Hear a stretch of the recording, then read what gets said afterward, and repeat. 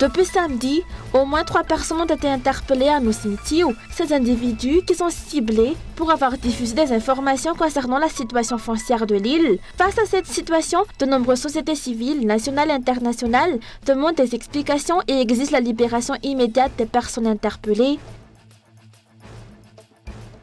La récente obtention d'un diplôme universitaire suisse par le fils d'Andladwil a suscité une vive polémique, les observateurs y voyant un manque de confiance envers le système éducatif malgache. L'enseignement supérieur à Madagascar regresse d'ailleurs à alerter les enseignants-chercheurs. De l'actualité internationale, le président américain Donald Trump a déclaré avoir eu un appel téléphonique avec son homologue russe, Vladimir Poutine, pour discuter des efforts visant à mettre fin à la guerre entre Moscou et Kiev. Trump a affirmé que la guerre, maintenant dans sa 3e année, n'aurait jamais eu lieu s'il avait été président en 2022.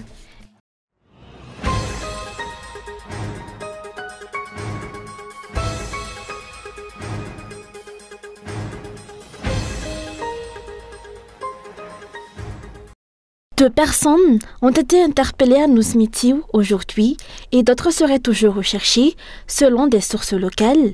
Depuis samedi, au moins 3 personnes ont donc été interpellées. Parmi elles, Tsokamis Andetidis, leader de la société civile Manargne, qui a été arrêté à son domicile à Amboulbé et placé en garde-à-vue samedi. Des gendarmes envoyés à Nusmithiou ont procédé à ces arrestations, ciblant des individus soupçonnés de diffuser des informations à la population. Face à cette situation, de nombreuses sociétés civiles, nationales et internationales, demandent des explications sur ces arrestations et exigent la libération immédiate de tous les interpellés. Comme cette garde à vue devrait se terminer lundi matin, nous, ses collaborateurs de toutes les organisations de la société civile, notamment le collectif TAN, nous espérons qu'il retrouvera effectivement la liberté ce lundi à la fin de la durée légale de la garde à vue. Notre collaboration porte en particulier sur la défense des terres des paysans face à une entreprise déjà implantée ou face à des investisseurs qui lancent un projet dans la région d'Iana. Lorsqu'il s'avère que ces entreprises ou ces projets portent atteinte aux droits fondamentaux des communautés locales. Nous ne pensons pas que Tsokamis ait commis une faute ou un acte illégal en accomplissant son travail. C'est pourquoi nous nous posons des questions sur les raisons de ces enquêtes et pourquoi il a été maintenu en garde à vue pendant des jours et des nuits. Les raisons exactes de ces arrestations ne sont pas encore clairement établies, mais selon les membres de la société civile Manargne, elles seraient liées à la défense par Tsokamis et ses collègues de l'intégrité territoriale de Nusmithiou face à des projets d'exploitation étrangère, en dénonçant les violations des droits de la population locale et en s'opposant aux intérêts économiques de certains. Tsokamis et ses amis seraient devenus des cibles. Rappelons que depuis 5 ans, les habitants de Nusmithiou se voient refuser toute démarche foncière. Les services fonciers ont suspendu toutes les procédures liées au titre de propriété, au partage et aux successions. Les autorités justifiaient cette mesure par la nécessité de mener une réforme foncière. Cependant, il apparaît aujourd'hui que cette décision visait à faciliter la mise en œuvre de projets immobiliers de grande envergure, tels que la construction d'un hôtel 5 étoiles, annoncé par le président Andladwil en partenariat avec des acteurs étrangers. Les autorités procèdent actuellement à des arrestations ciblant les personnes qui s'opposent à la cession de terres à des étrangers à Nusmithiou. Des questions se posent sur l'existence d'accords secrets et sur d'éventuels bénéfices financiers tirés de ces transactions. Les citoyens exigent des réponses claires et transparentes de la part des autorités concernant ces allégations. Nusmithiou, une île de 2000 hectares située entre Nusbé et Atiranan, abrite environ 2500 habitants. Les droits de ces habitants qui vivent et subsistent sur ces terres sont bafoués. Le droit international ratifié par Madagascar stipule que les populations locales doivent être informées et consultées préalablement à tout projet susceptible d'avoir un impact sur leur environnement et leurs conditions de vie. Or, il semble que cette procédure n'ait pas été respectée dans le cas de Nusmithiou. Toute personne ou association réagissant à de tels projets est qualifiée d'opposante au projet présidentiel et fait l'objet de répression.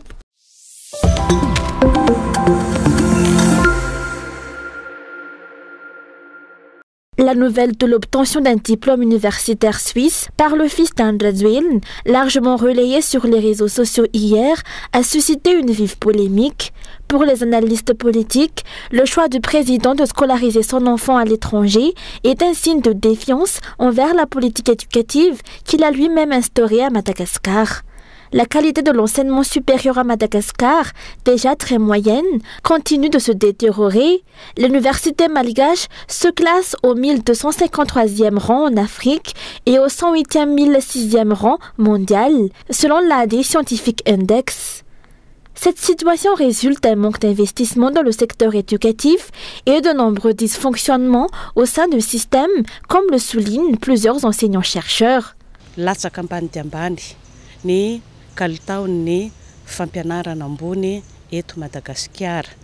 La qualité de l'enseignement supérieur à Madagascar a considérablement baissé.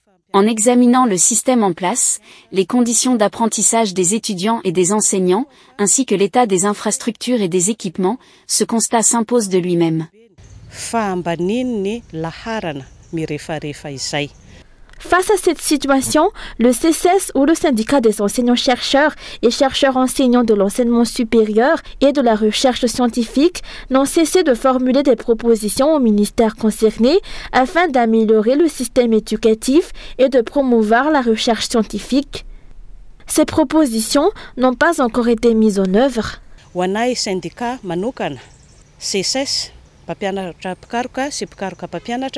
Nous, membres du CCES, enseignants-chercheurs et chercheurs-enseignants, avons constamment formulé des propositions pour redresser l'enseignement supérieur et la recherche scientifique. Ces suggestions ont déjà été soumises au ministère compétent. Elles ont été discutées avec chaque responsable, toutes catégories confondues, et se sont révélées capables de résoudre les problèmes à l'origine des manifestations des étudiants et des enseignants au sein des universités. Elles constituent également une voie viable pour améliorer durablement la qualité de l'enseignement supérieur et de la recherche scientifique.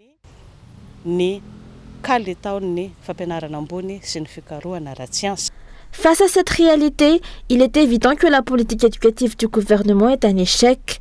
L'obtention des diplômes universitaires étrangers par l'enfant du président illustre le fait que le président n'a pas confiance au système éducatif du pays. Les analystes politiques dénoncent un mépris des problèmes auxquels est confronté l'enseignement supérieur dans le pays.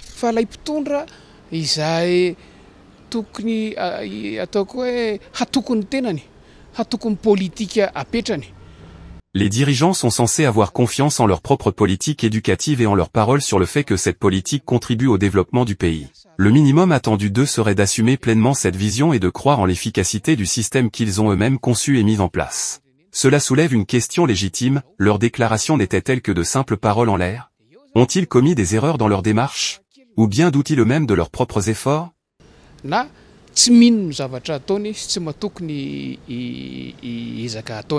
De nombreux enseignants-chercheurs malgaches, reconnus pour leur expertise et sollicités à l'étranger, travaillent pourtant dans des conditions précaires au sein du système éducatif malgache.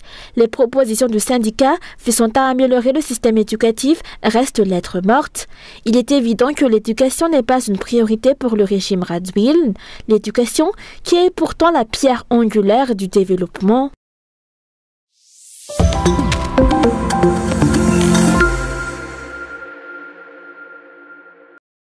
Les habitants de la commune rurale de Tanambo-Manatsar à Vatumanj, opposés à l'installation du maire Gabriel Fidel Manatsar, continuent de fuir leur foyer face aux arrestations arbitraires orchestrées par les forces de l'ordre sur ordre du gouvernement. Redoutant des représailles, ils se réfugient dans la forêt. Hommes, femmes et enfants ont marché toute la nuit pour rejoindre le centre-ville du district de Vatumanj et soutenir leurs proches arrêtés. Certains ont cherché protection auprès de la députée de la localité.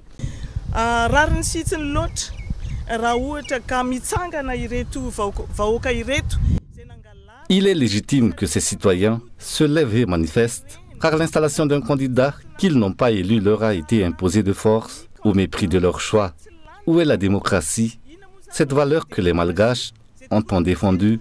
Aujourd'hui, ces citoyens se voient privés de leurs droits les plus fondamentaux, alors qu'ils ont pourtant exercé leur devoir de vote. Comment expliquer qu'un candidat ayant obtenu près de 73% des voix ait été écarté, tandis que celui avec seulement 25% a été placé à la tête de la commune. Nous avons été profondément touchés en voyant ces personnes venir vers nous, cherchant protection. Comment peut-on prétendre diriger une commune sans avoir été élu ni même accepté par la population? Une telle situation ne peut qu'engendrer tension et trouble, alors que nous aspirons tous à l'ordre et à la paix. 14 personnes sont toujours détenues par la gendarmerie de Vatmanj en attente de leur déferment au parquet. 50 ont bénéficié d'un sursis et une a été libérée aujourd'hui.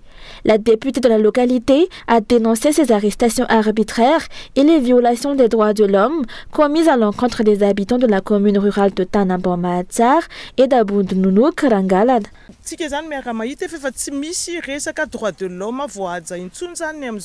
Les droits de l'homme et la démocratie ont été bafoués. Je ne fais que rapporter la réalité. J'en appelle à la sagesse des autorités locales pour rétablir la situation. Comment expliquer que 3 véhicules remplis d'éléments des forces de l'ordre aient été mobilisés cette semaine pour traquer 2 simples citoyens démunis et pourtant, des renforts venus d'Antananarivo continuent d'arriver. À Vatmanj, le climat est digne d'un état de siège, comme si nous étions en guerre. Les habitants sont épuisés, terrorisés. Voilà ce qu'ils subissent, la répression, alors qu'ils ne réclament que le respect de leurs droits. Pire encore, le candidat élu de Tanamboma-Atsar fait désormais l'objet de menaces d'affectation à Marulambo. C'est la triste réalité de notre situation. Les habitants ont affirmé que les forces de l'ordre disposaient de listes nominatives des personnes à arrêter, ce qui a provoqué le déplacement massif de la population. Une femme a témoigné avec émotion des difficultés qu'ils ont rencontrées. De nombreux proches ont été arrêtés ici, alors même qu'un document officiel précisait qu'aucune arrestation n'était nécessaire, puisqu'aucun acte de vandalisme n'avait été commis et qu'il n'y avait eu aucun blessé. Pourtant, ces interpellations ont bien eu lieu. Certains ont été arrêtés à 20 h, ligotés aux mains et aux pieds comme de dangereux criminels. En venant soutenir nos proches déjà détenus, nous avons appris avec stupeur que 40 autres personnes allaient encore être arrêtées. Mais quel crime avons-nous commis? Sommes-nous privés du droit de nous exprimer? Voilà ce que nous subissons en milieu rural. À la moindre protestation, nous sommes accueillis par des tirs de gaz lacrymogènes et la répression des forces de l'ordre. Jusqu'à présent, ces personnes restent à Vatmanj, attendant la comparution de leurs proches au parquet.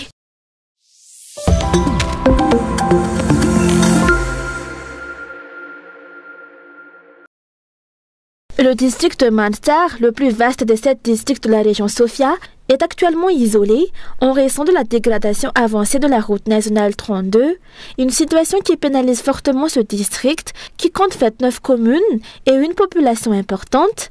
Il dispose d'un potentiel agricole considérable avec des cultures vivrières, des cultures de rente et des activités d'élevage. Cependant, les agriculteurs rencontrent de grandes difficultés pour écouler leurs produits en raison du mauvais état de la route. Dégradée depuis plusieurs années, surtout en saison des pluies, la route nationale 32 reliant Atwi, Pefanjina Nord et Manzar est devenue impraticable. Le président de l'association des natifs de Manzar à Tananarivo, le Fizama, a réclamé la réhabilitation de cette route. Le district de Manjitsar est réputé pour sa richesse en bétail, riz, canne à sucre et vanille. Cependant, l'état déplorable des routes constitue un obstacle majeur. La voie d'accès principale est actuellement coupée et impraticable.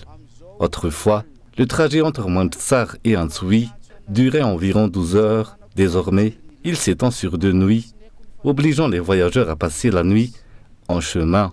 Nous appelons donc les autorités à réhabiliter les routes de Manjitsar en insistant particulièrement sur la route nationale 32 bis qui relie Manjitsar et Andilamene. Si la réfection complète de la RN32 s'avère difficile, l'amélioration de cette section serait une solution plus rapide. Actuellement, le district de Manjitsar est vraiment enclavé.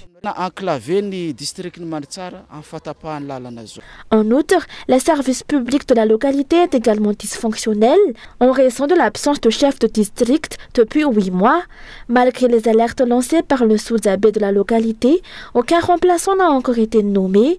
L'association Fizama à Tan-Najiv a appelé les autorités compétentes à remédier rapidement à cette situation. Pour se rendre à Maltzar, il faut aussi emprunter la route nationale 6, dont l'état de dégradation suscite également de nombreuses plaintes. Ce problème affecte l'ensemble de la région Sofia.